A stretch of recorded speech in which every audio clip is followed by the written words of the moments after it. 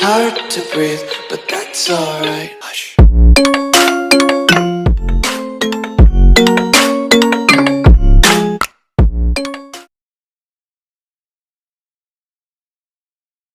Pernahkah kamu bertanya-tanya dari mana asal hujan yang turun setiap hari dan kemana perginya setelah sampai di bumi? Jawabannya ada pada siklus hujan, sebuah proses alam yang terjadi terus-menerus tanpa henti.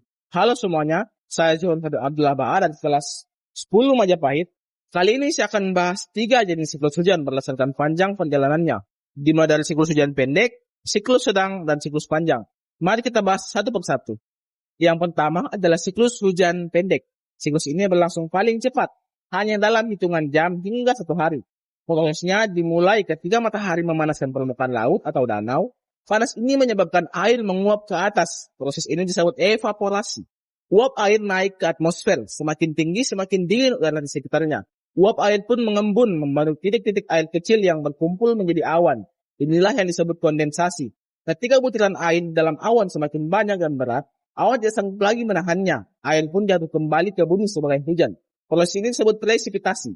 Karena siklusnya singkat dan tidak ada angin yang membawa awan jauh, hujan jatuh langsung di atas laut atau danau, kembali ke tempat asalnya, dan proses ini pun berulang lagi dari awal.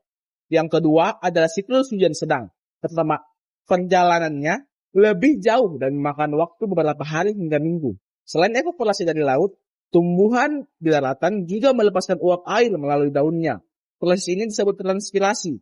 Gabungan keduanya menghasilkan banyak uap air di atmosfer. Angin kemudian membawa awan-awan tersebut berpindah dari lautan menuju daratan.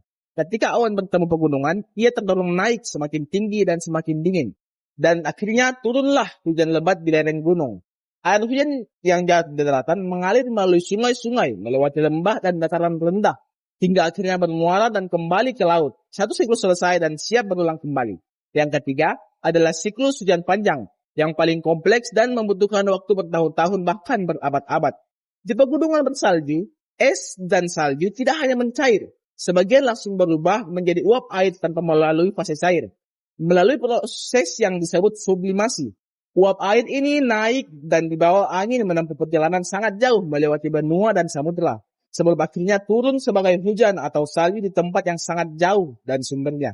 Sebagian air hujan yang jatuh di daratan meresap jauh ke dalam lapisan tanah, menjadi air tanah yang tersimpan dalam akuifer selama puluhan hingga ratusan tahun. Sebagian lainnya membaku kembali menjadi gletser di pegunungan. Perlahan-lahan air tanah itu merembes, keluar melalui mata air. Gletser mencair sedikit demi sedikit, keduanya mengalir melalui sungai dan akhirnya kembali ke laut.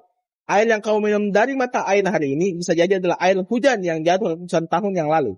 Itulah 3 siklus yang bekerja secara bersamaan di bumi kita.